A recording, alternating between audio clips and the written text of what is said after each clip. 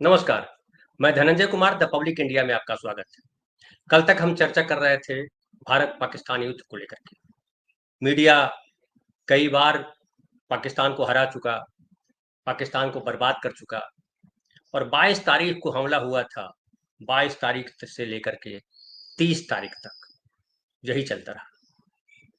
30 तारीख को शाम में अचानक चर्चा में आ गई बात जाति गणना को लेकर के और प्रधानमंत्री ने कैबिनेट में बैठ करके कैबिनेट मीटिंग की अपने कैबिनेट मंत्रियों के साथ और तय किया कि हम राष्ट्रीय स्तर पर जाति गणना करवाएंगे। सब लोग चौंक गए कि अचानक ये क्या हुआ। अभी तो पाकिस्तान को करारा जवाब दिया जाना था और अचानक हाई लेवल मीटिंग हुई थी। इसके बाद जो आरएसएस के चीफ हैं भागवत जी, वो मोदी जी से मिलने गए थे। उसकी भी बड़ी चर्चा हुई थी कि अब क्या होने वाला है। लोगों को लग रहा था कि शायद आरएसएस के लोग भी सेना के साथ जाएंगे और कंधे से कंधे मिला करके लड़ेंगे पाकिस्तान से। और पाकिस्तान के बाद अगर चीन ने कुछ जवाब देने की कोशिश की तो चीन को भी करारा जवाब दिया जाएगा, यही सब सोच रहे थे। लेकिन पूरा सिनेरियो बदल गया। जातीय जनगणना की घोषणा हो गई कि राष्ट्रीय स्तर पर बीजेपी जातीय जनगणना करवाएगी और जो जनगणना होने वाली है उसके साथ ही होगी जाति गणना। और उसके बाद मीडिया में जो है वो जो गटर मीडिया है वो अलग शोर ले लिया और जो ऑल्टरनेटिव मीडिया है उसका अलग चर्चा चलने लगी। ऑल्टरनेटिव मीडिया ने कहना शुरू कर दिया कि ये राहुल गांधी की जीत है और राहुल गांधी ने कहा था संसद में कि आप मुझे गाली दो चाहे जो करो, लेकिन ये जाति गणना हम करवा कर रहेंगे, इसी सदन से पास करवा कर रहेंगे। उधर जो गटर मीडिया है वो कह रहा है कि राहुल गांधी से मुद्दा छीन लिया गया, कांग्रेस पार्टी के पास कोई मुद्दा नहीं बचा। अब कांग्रेस पार्टी बिहार में कैसे लड़ेगी, देश में कैसे लड़ेगी, क्योंकि सामाजिक न्याय को जो उसने मुद्दा बनाया था वो तो मोदी जी ने छीन लिया। तरह तरह की बात। कई लोग कह रहे हैं कि बिहार में इसका बड़ा फायदा मिलेगा नीतीश कुमार को और इनको, मोदी जी को, बीजेपी को। कुछ लोग ये भी कह रहे हैं कि ये जो प्रेस कॉन्फ्रेंस किया था वहां पे नीतीश कुमार को ही बुला लेना चाहिए था, बीजेपी को ज्यादा फायदा मिलता बिहार में। लेकिन बीजेपी दरअसल उसके साथ हुआ यह है कि कहीं सीरियस नहीं है। एक मुद्दे पे पिट जाती है तो दूसरा मुद्दा उछाल देती है। तमाम जितने मुद्दे हैं याद कीजिए आप। और प्रधानमंत्री ने जितने वादे किए थे 2014 में प्रधानमंत्री बनने से पहले, उनमें से कौन सा वादा पूरा किया? याद कीजिए, कुछ मैं गिना देता हूँ। एक तो वादा ये था कि हम जो भ्रष्टाचार है उसको खत्म कर देंगे। अब कानून ये बना दिया कि भ्रष्टाचार के पर्दे जो पत्रकार खोलेगा उस पर 250 से 500 करोड़ तक के मुकदमे हो जाएंगे, इनको जुर्माना देना पड़ेगा। कहा था कि काला धन लाएंगे, काला धन के बारे में कुछ नहीं कहा गया। 15-15 लाख रुपए लोगों के पास आने थे, उस काले धन से शेयर मिलना था। बाबा रामदेव ने कहा कि नहीं आया तो क्या मेरी पूछ उखाड़ोगे। फिर कहा था कि पेट्रोल डीजल के दाम बहुत बढ़ गए हैं। राजनाथ सिंह तक ने कहा था कि 35 रुपए हो जाएंगे डीजल पेट्रोल। कहाँ है पेट्रोल डीजल, आपको पता है? उसके बाद 2 करोड़ हर साल युवाओं को रोजगार देने की बात थी, उसका भी कुछ अता पता नहीं। अभी पिछले दिन आई थी खबर कि 50,000 के करीब जो है प्रधानमंत्री जी नौकरी दे रहे हैं, नियुक्ति पत्र बांट रहे हैं। उसके बाद था कि किसानों की आय दुगनी कर देंगे। हालत ये हुई कि किसानों को दिल्ली आने से मना कर दिया गया, रोक दिया कि दिल्ली आप आ नहीं सकते। उसके बाद नोटबंदी की गई, कोरोना काल आया, कोविड लगाया गया, क्या क्या हुआ। नोटबंदी के बाद कहा गया था कि काला धन समाप्त, आतंकवादियों की कमर टूट जाएगी। कहा गया कि 370 जब हटा देंगे तो आतंकवाद खत्म हो जाएगा, लेकिन आतंकवाद लगातार चल रहा है।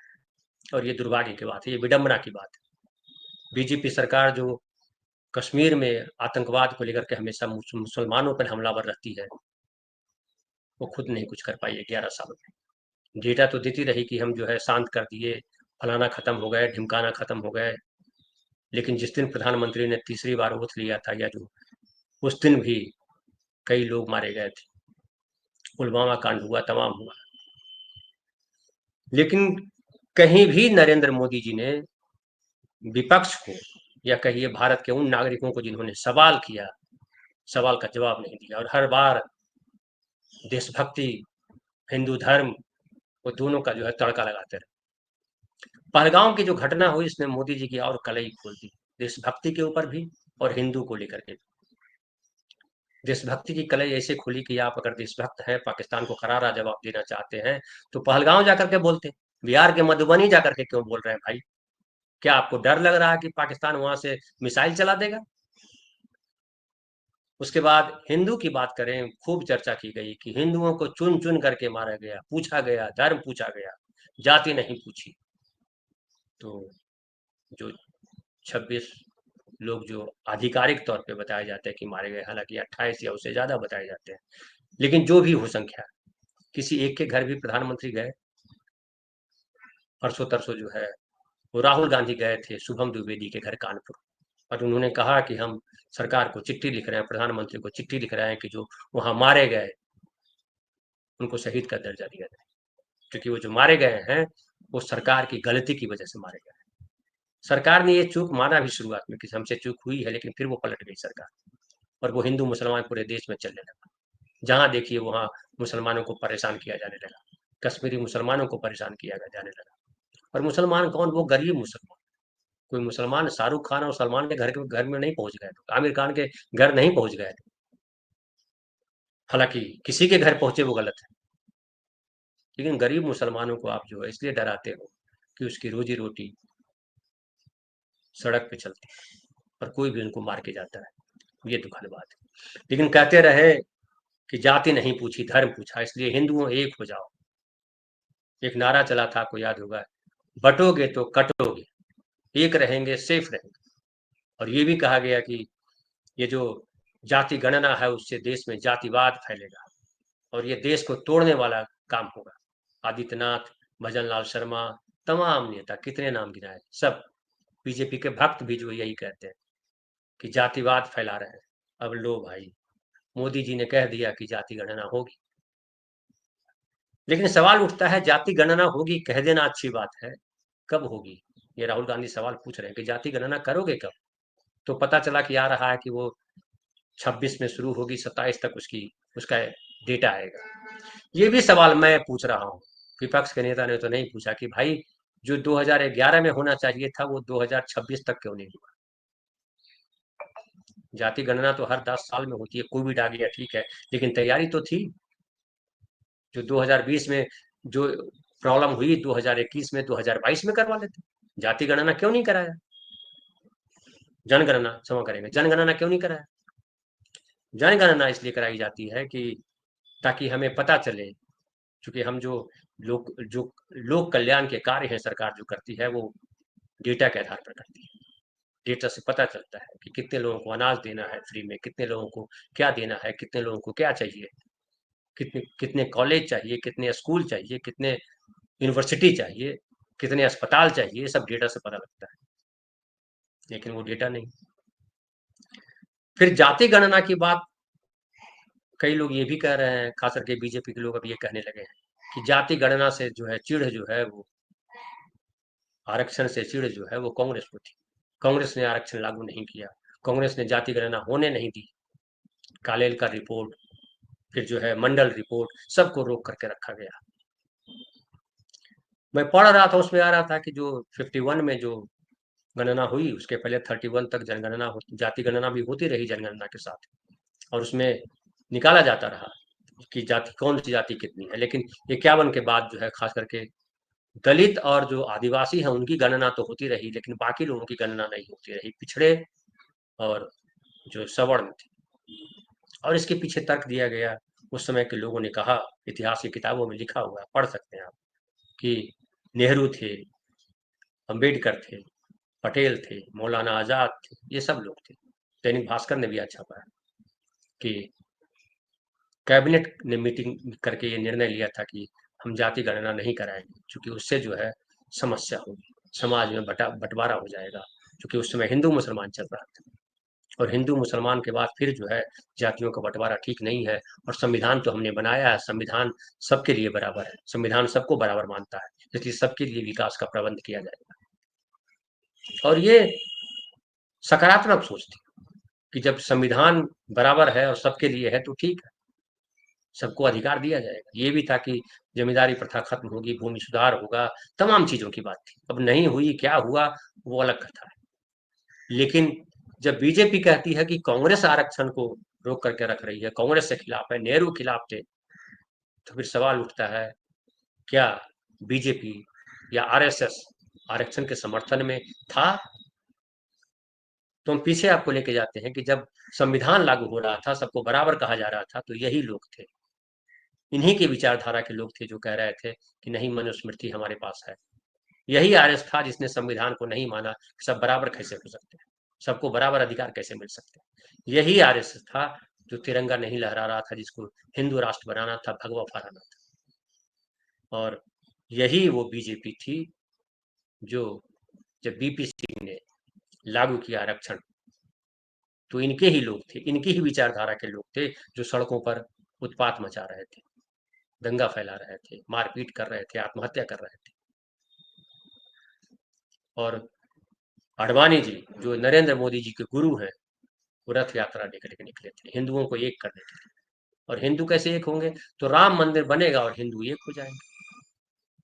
कभी बीजेपी ने, आरएसएस ने वो मुहिम नहीं चलाई कि मंदिरों में दलितों का, पिछड़ों का प्रवेश क्यों नहीं है, राष्ट्रपति तक को नहीं जाने दिया गया। दलित राष्ट्रपति बनाया बीजेपी ने, बड़ा शोर मचाया, हालांकि उनसे पहले भी दलित राष्ट्रपति हो चुके थे। लेकिन कोविंद साहब को पुरी के मंदिर में जाने नहीं दिया गया, इस पर बीजेपी चुप रही। कभी नहीं आंदोलन चलाया कि चलो सब हिंदू हैं और सब मंदिरों में जाएंगे, सबके भगवान हैं। फिर जो है ईडब्ल्यूएस लाया इन्होंने, इकोनॉमिक वीकर सेक्शन, जो शुद्ध तौर पे सवर्णों के लिए आरक्षण का प्रबंध किया, और जो आरक्षण की जो मूल अवधारणा थी, जातिगत भेदभाव की वजह से आरक्षण दिया जाना था, चूंकि जो हमारा समाज था उसमें जातीय भेदभाव पूरी तरह से था। आदिवासियों के प्रति, दलितों के प्रति, पिछड़ों के प्रति आज भी क्या भाव है जानते हैं कि पिछले दिनों राजस्थान में जो एक मंदिर में गए विपक्ष के नेता, जो कांग्रेस पार्टी के विधायक है, विपक्ष के नेता गए सदन में, जो विपक्ष के नेता है, तो मंदिर को धुलवाया गंगा जल से। उत्तर प्रदेश में कन्नौज में जब पूर्व मुख्यमंत्री अखिलेश यादव मंदिर गए, तो उनके आने के बाद मंदिर धुलवाया गया। ये क्या है? कैसे कैसे हिंदू एक होंगे? ऐसे हिंदू एक होंगे? लेकिन उसके लिए कभी बीजेपी ने काम नहीं किया, नारा बहुत लगाया। ये जो जाति गणना है वो भी नारा ही है। आप इसके पहले मैं एक और याद दिला दूं आपको कि महिलाओं के लिए आरक्षण कब लागू होगा? बिहार में महिलाओं के लिए 35% रोजगार में, यानी सरकारी नौकरियों में आरक्षण है। 50% आरक्षण जो है वो त्रिस्तरीय पंचायत व्यवस्था में, मुखिया, पंचायत समिति और जिला परिषद में महिलाएं हैं। 50% महिलाएं, वहां लागू है आरक्षण। अगर ये आरक्षण चाहते तो पूरे देश में लागू करते। और बताओ, जो बिहार में जाति गणना हुई और ये हुआ कि जो पिछड़ों का प्रतिशत है वो बढ़ाया जाएगा और कुल प्रतिशत आरक्षण का 65% किया जाएगा। इनके ही विचारधारा के लोग, इनके ही समर्थक चले गए हाई कोर्ट। जाना भी चाहिए था, क्योंकि न्याय संगत तो कोई भी कानून को होना चाहिए था। हाई कोर्ट ने वहां रोक लगा दी। फिर सुप्रीम कोर्ट ने भी कहा कि नहीं, संविधान इजाजत नहीं देता है। और जो 65% आरक्षण का बिहार सरकार ने पास किया था वो लटक गया। तब जो है कांग्रेस साथ में थी नीतीश कुमार के साथ, तब जो है महागठबंधन की सरकार थी, Tejashwi Yadav deputy chief minister थे। लेकिन बाद में फिर जो है बीजेपी सत्ता में आई। बीजेपी ने कहा कि आरक्षण में तो हमारा भी योगदान था, तो भाई नवम अनुसूची में शामिल करो, नीतीश कुमार ने कहा, लेकिन नहीं शामिल किया गया। आपको ये भी बताता चलूं कि तमिलनाडु में जो है 69% आरक्षण है, और नवम अनुसूची में उसे शामिल कर दिया गया, इसलिए उसे हटाया नहीं जा सकता है। जबकि बिहार में, महाराष्ट्र में आरक्षण का प्रतिशत स्टेट गवर्नमेंट ने बढ़ाया, लेकिन हाई कोर्ट ने, सुप्रीम कोर्ट ने उसको रोक दिया, क्योंकि संविधान में 50% से ज्यादा आरक्षण का प्रावधान नहीं है। इंदिरा साहनी मामले में 1992 में सुप्रीम कोर्ट ने यह फैसला दिया था। लेकिन जो वहां का मामला है तमिलनाडु का, उसको मैं थोड़ा सा बताऊं आपको, ऐतिहासिक पक्षों को भी जानना चाहिए। ये 1971 में 41% आरक्षण था। करुणानिधि जब सीएम बने तो उन्होंने एक आयोग बनाया, और उस आयोग ने ओबीसी आरक्षण 25% से बढ़ाकर 31% कर दिया, और SC आरक्षण जो है 16% से बढ़ाकर के 18% कर दिया। इस तरह जातीय आरक्षण 49% हो गया। ये 1971 की बात है। उसके बाद 1980 में AIADMK जो जयललिता जी की पार्टी थी, उसने 31% से बढ़ाकर 50% कर दिया पिछड़ों को आरक्षण, पिछड़ों का जो आरक्षण था। इस तरह से आरक्षण जो है 68% हो गया। उसके बाद 1989 में करुणानिधि फिर से मुख्यमंत्री बने तो कुल आरक्षण में से 20% आरक्षण जो पिछड़ों के लिए आरक्षण था 31% से बढ़ा करके 50% किया गया था। यानी 50% जो आरक्षण पिछड़ों के लिए था उसको उन्होंने उसमें से 20% अति पिछड़ों के लिए ला दिया। 30% सामान्य पिछड़े और 20% अति पिछड़े। बिहार में भी पिछड़ा अति पिछड़ा है, हालांकि वहां इस तरह का वर्गीकरण अभी नहीं है, लेकिन वहां भी पिछड़ा अति पिछड़ा है। राष्ट्रीय स्तर पर यह नहीं है। इसके बाद मद्रास हाई कोर्ट के फैसले के बाद ST/SC का आरक्षण 18 से बढ़ाकर 19% कर दिया और इस तरह से कुल आरक्षण 69% हुआ। उसके बाद 1992 में जब फैसला आया इंदिरा साहनी मामले में तो सुप्रीम कोर्ट ने हवाला दिया आर्टिकल 16(4) का, 16(4) उसका जो उपबंध होता है उसमें कि आरक्षण 50% से ज्यादा नहीं हो सकता। तब जयललिता ने स्पेशल सेशन बुलाया विधानसभा का, उसमें प्रस्ताव पारित किया और तब नरसिम्हा राव की सरकार थी और नरसिम्हा राव की सरकार ने इस आरक्षण को 9th शेड्यूल में नवम अनुसूची में शामिल कर दिया। नवम अनुसूची का मतलब होता है कि उस पर चैलेंज नहीं किया जा सकता, कोर्ट में उस पर जिरह नहीं हो सकती, उस पर विवाद नहीं हो सकता। नीतीश कुमार ने शुरुआत में कहा था कि इसको नवम अनुसूची में डालिए, लेकिन नरेंद्र मोदी जी ने नहीं डाला। उसकी वजह मैं समझता हूँ कि भाई एक स्टेट के डालेंगे तो बाकी स्टेट को क्यों नहीं डालेंगे, सारे स्टेट वाले आ जाएंगे कि भाई करिए। नरसिम्हा राव की कुछ मजबूरी रही होगी जो उन्होंने किया होगा, चूंकि हमारे देश में तो सत्ता सर्वोपरि, वो नरेंद्र मोदी जी के लिए भी सर्वोपरि। भले वो कहें कि हमारे लिए नेशन फर्स्ट है, नेशन फर्स्ट कैसा है वो दिखाई पड़ रहा है कि हमारे 26-28 लोग मार दिए गए, 11 दिन से ज्यादा हो गए और आप राजनीति कर रहे हो, आप हिंदू मुसलमान कर रहे हो, आप जाति गणना की बात करने लगे। और कई लोग जो कह रहे हैं कि राहुल गांधी की जीत है, मैं इसको इसमें थोड़ी सहमति मेरी है कि राहुल गांधी की जीत इसलिए है कि राहुल गांधी ने ये जो जाति गणना है, जो सामाजिक न्याय है, उसको मेन स्ट्रीम में ला दिया है। नीतीश कुमार ने जो किया था वो तो बिहार स्तर पर था और वो भी चुप बैठ गए, लेकिन राहुल गांधी लगातार इसकी चर्चा कर रहे हैं, हर मीटिंग में चर्चा कर रहे हैं, गुजरात से लेकर के बंगाल, बंगाल से लेकर के बिहार, पूरे देश में जहां जहां भी सभा कर रहे हैं वो आरक्षण की बात कर रहे हैं, जाति गणना की बात कर रहे हैं और कह रहे हैं कि हम 50% कैप जो है वो हटाएंगे, ये जो इसी सदन में हम पास करवाएंगे।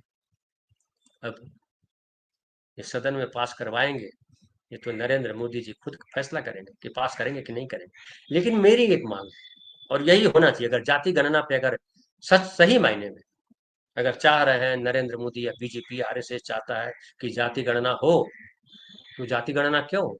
जाति गणना इसलिए हो कि पता चले कि किस जाति के पास कितने लोग हैं, किस जाति के कितने लोग हैं, उन लोगों के पास क्या क्या सुविधाएं हैं। जब देश का हर नागरिक बराबर है, सबको बराबर वोट देने का अधिकार है, सबको बराबर सजा है, सबको बराबर पुरस्कार है, तो फिर सबके पास बराबर जमीन भी होनी चाहिए, सबकी भागीदारी भी बराबर होनी चाहिए, जिसकी जितनी संख्या भारी उसकी उतनी हिस्सेदारी। तो 10% के लिए आप जो है 10% आरक्षण करते हो। बिहार में 15% आए सवर्ण मुस्लिम को मिला करके और उनके लिए आपने 10% आरक्षण कर दिया, लेकिन जो 55 से 65% पिछड़े हैं उनका आरक्षण जो है जो दिया हुआ है 27%, उसको भी रोकने में बीजेपी कोई कसर नहीं छोड़ती। उत्तर प्रदेश 69,000 शिक्षकों की बहाली का मामला हो, चाहे मध्य प्रदेश जहां लोग लड़ रहे हैं OBC समाज के लोग कि आरक्षण 27% तो दो, नहीं दे रहे हैं। और तमाम बीजेपी सरकारों में जहां जहां बीजेपी की सरकारें हैं वहां आरक्षण के साथ बेईमानियां हो रही हैं। लोग जो आरक्षण के लिए जो लड़ने वाले एक्टिविस्ट हैं वो लड़ रहे हैं, लेकिन कोई सुनवाई नहीं। ये पिछड़ों के नाम पर जो है वो दलितों को, पिछड़ों को या किसी और को टिकट देते हैं, मंत्री बना देते हैं, लेकिन उनकी हैसियत मंत्रियों की नहीं होती है। उत्तर प्रदेश में ही जाइए तो केशव प्रसाद मौर्य की क्या हैसियत है, अनुप्रिया पटेल जो दिल्ली में मंत्री हैं उनकी क्या हैसियत है, आरक्षण पे क्या बोल पा रही है। भाषण देना, नारा लगाना और बात है, नारा तो मोदी जी रोज लगा रहे हैं, देश सुरक्षित हाथों में है, दुनिया में डंका बज रहा है, दुनिया थर-थर काँप रही है, पाकिस्तान भीख माँग रहा है। क्या सही में ऐसा है? पता कीजिए। एक और बात, आखिरी बात, कि अगर वाक़ई बीजेपी सीरियस है आरक्षण को लेकर के और चाहती है कि बिहार में जो है ईमानदारी से आरक्षण लागू हो, आरक्षण जिन लोगों को नहीं मिला उनको मिले, तो अभी स्पेशल सत्र बुलाना चाहिए था बीजेपी को, जैसे महिला आरक्षण वाले में सत्र बुलाया था स्पेशल। और बुलाइए, उसमें कैप हटाइए, जो 50% कैप हटाइए और उसको करिए कि 70% आरक्षण दिया जाएगा। जब ये करेंगे तब आरक्षण के प्रति कितने वफादार है वो दिखाई पड़ेगा। और उत्तर प्रदेश में और दूसरे प्रदेशों में जो बेईमानी हो रही है आरक्षण के नाम पर, लेटर एंट्री के नाम पर, उसको बंद कीजिए। तब समझ में आएगा कि आरक्षण के प्रति आप कितने प्रतिबद्ध हैं। और आरक्षण जातियों के बीच बंटवारा करने वाला नहीं है।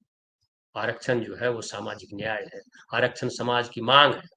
इसलिए है कि जब सब भारत माँ के सपूत हैं, तो किसी के पास 500 एकड़ जमीन और किसी के पास खड़ा होने भर भी जमीन नहीं, क्यों? किसी के पास अरबों की संपत्ति और किसी के पास खाने भर भी 5 किलो अनाज नहीं, क्यों? ये सवाल है। और ये जब तक सवाल, इसका जवाब नहीं देगी सरकार, भारत की सरकार, तब तक आंदोलन होगा, तब तक लोग लड़ेंगे, तब तक सवाल पूछे जाएंगे। आप चैनल बंद कर दीजिए, आप लोगों पे मुकदमे कर दीजिए, कल आप भी सवाल करेंगे, आप भी फिर मुकदमे होंगे।